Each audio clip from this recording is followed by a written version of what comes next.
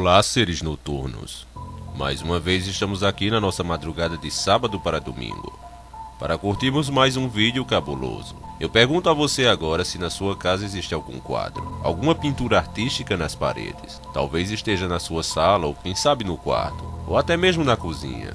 Você já parou algum dia para pensar na possibilidade dele estar amaldiçoado? Eu tenho certeza que não. Como a grande maioria que tem um quadro, você também não conhece o artista que o fez.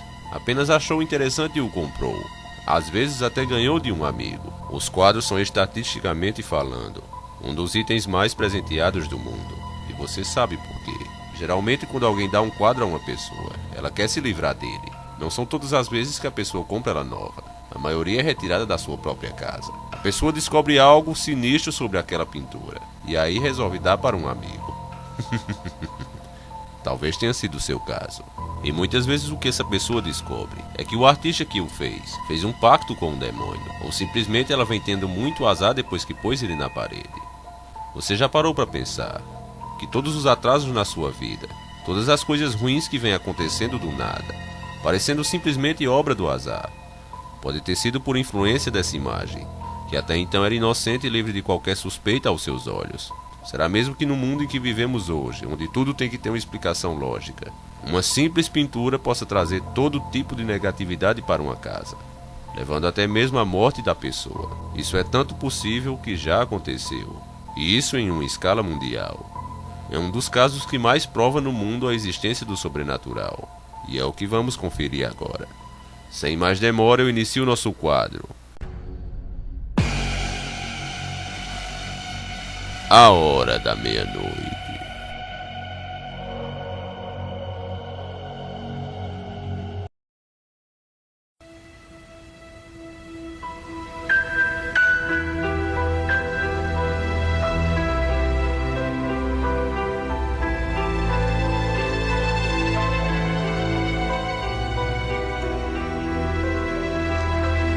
Pronto, mais pra lá. Acho que é isso aí. Não acredito que nós compramos essa coisa. Porque leilões de caridade tem bebidas grátis. Você não acha? Eu sei lá que dá um pouco de medo.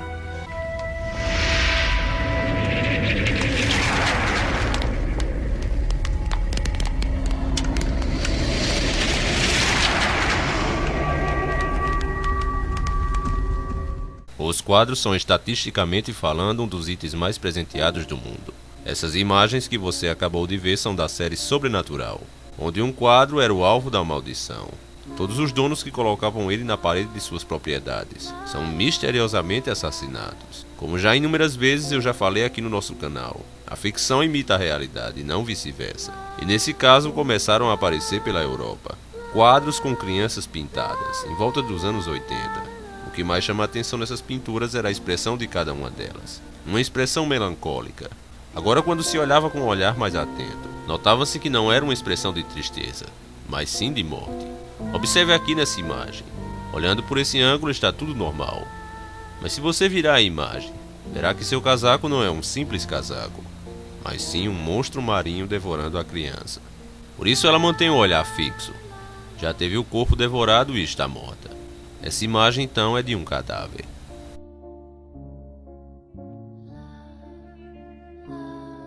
Essa outra imagem precisa de um olhar ainda mais atento para se identificar, e a verdade é ainda mais terrível que a anterior. Essa mão supostamente da menina é a grande pista para entender o que se realmente relata nessa pintura. Observe que a anatomia está incorreta, uma coisa normal para um artista talentoso como era o caso. Um cara que foi capaz de demonstrar bem as expressões com sua arte, e então cometeu um erro tão bobo na anatomia. Não faz sentido. O braço dessa garota deveria estar nessa posição. No entanto, ele está muito longe do lugar correto. Será mesmo um simples erro. E o braço direito? O que aconteceu com ele? Mais um erro de anatomia? É claro que não. A verdade é que mais uma vez se trata de um cadáver. A mão direita dela foi decepada. Ela está sendo carregada por alguém ou por alguma coisa, e colocada em um lugar parecido com um caixão ou uma cova. Tá me achando doido essa hora? Então basta olhar no ângulo correto que você vai entender.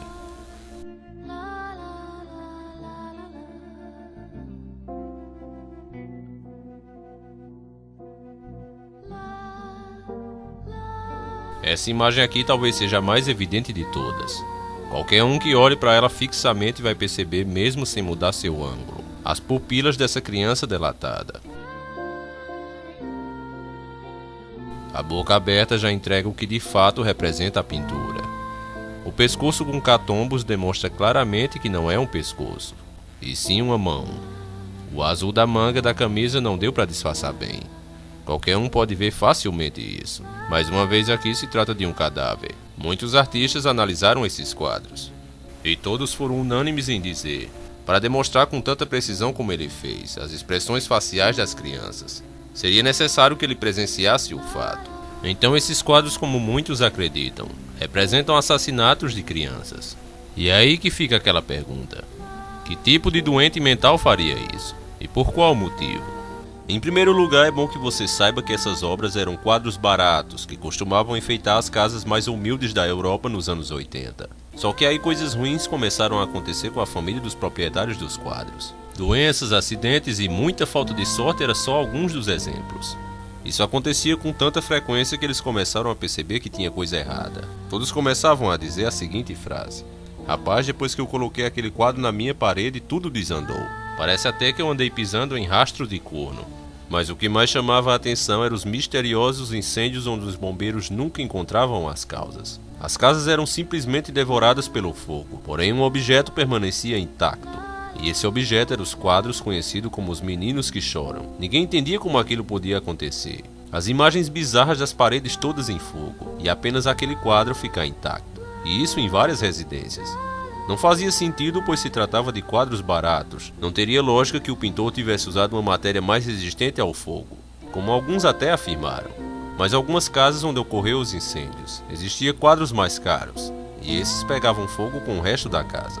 Mas os quadros baratos dos meninos chorões continuavam intactos. E como podia isso se eram quadros de baixo valor? Há boatos que o homem que pintou esse quadro foi à imprensa arrependido de sua obra. Ele pediu a todas as pessoas que tivessem esse quadro que deveriam destruí-lo, pois ele era obra do pacto com Satanás que ele havia feito. É engraçado que todas essas declarações simplesmente sumiram. Foi investigado as testemunhas, os quadros. Especialistas foram contratados para darem seu parecer. Até o jornal que divulgou as informações foi acusado de ser sensacionalista e de pagar as testemunhas para declararem que haviam sido amaldiçoadas pelos quadros.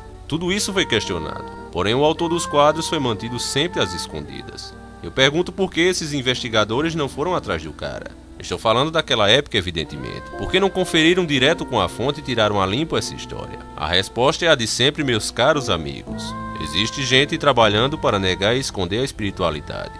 Eu canso de falar isso aqui direto. E quem são essas pessoas e quais os interesses delas, quem acompanha o canal já sabe. O homem que criou os quadros se chamava Bruno Amadio. Ele teve vários nomes artísticos, como Franchot Silva, Bruno Amadio, Brangolin, J. Brangolin e finalmente, como ficou conhecido, Giovanni Brangolin. Diz a lenda. Sim, antes que você questione, é isso mesmo, a lenda, porque como disse antes, nada desse homem é 100% certo. Porque ninguém se deu o trabalho na época de tirar limpo com ele o caso. Como eu sempre falo, a mídia quer apenas pôr a dúvida na sua cabeça.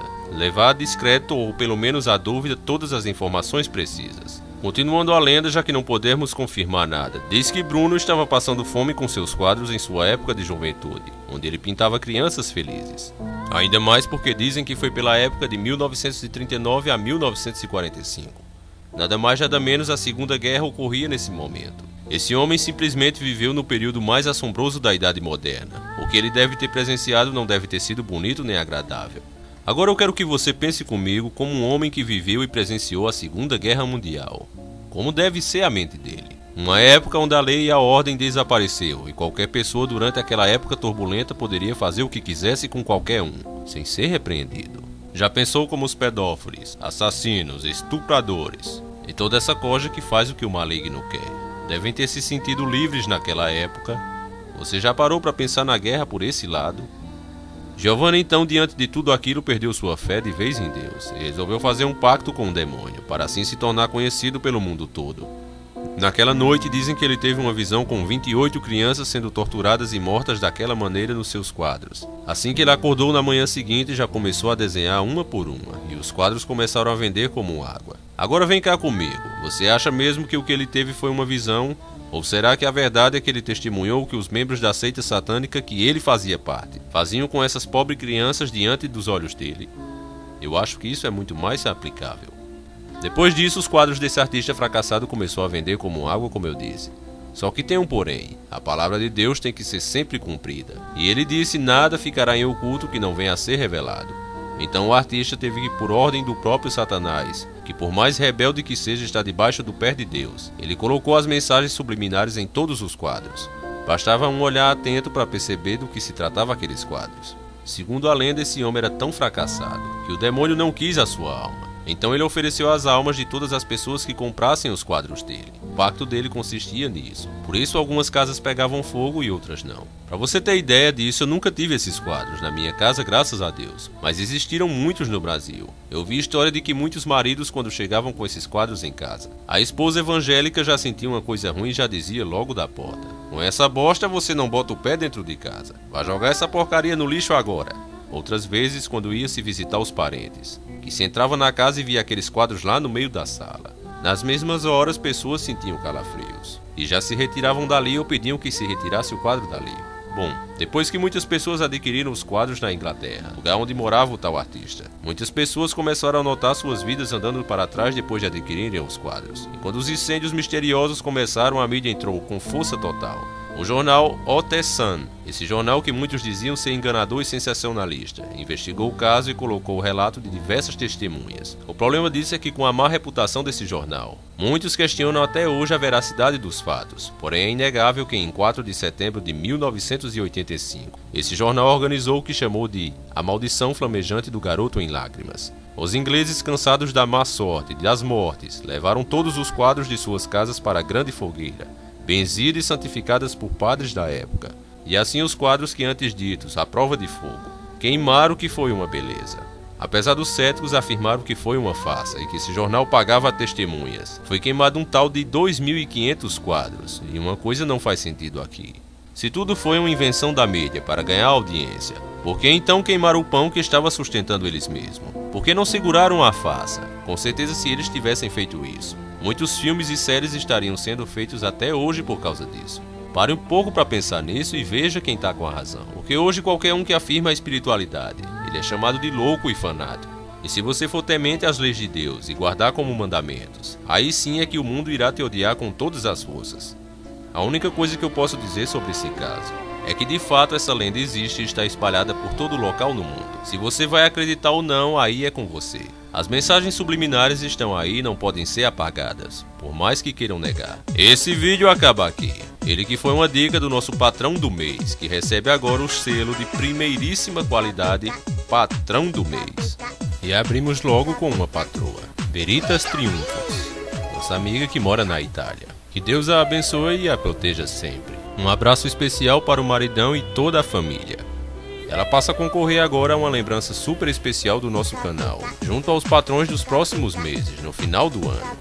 E você quer ser um patrão também, ter seu vídeo feito na hora aqui no nosso canal? Então vá agora no Patreon e faça uma doação que você puder. A partir de R$10 você já faz parte do nosso grupo super secreto, onde nos reuniremos juntos para escolhermos os temas que o nosso canal terá daqui pra frente, com as dicas que vocês mandam pra mim. Faça parte do nosso grupo, Os Filhos do Trovão. Está faltando você lá.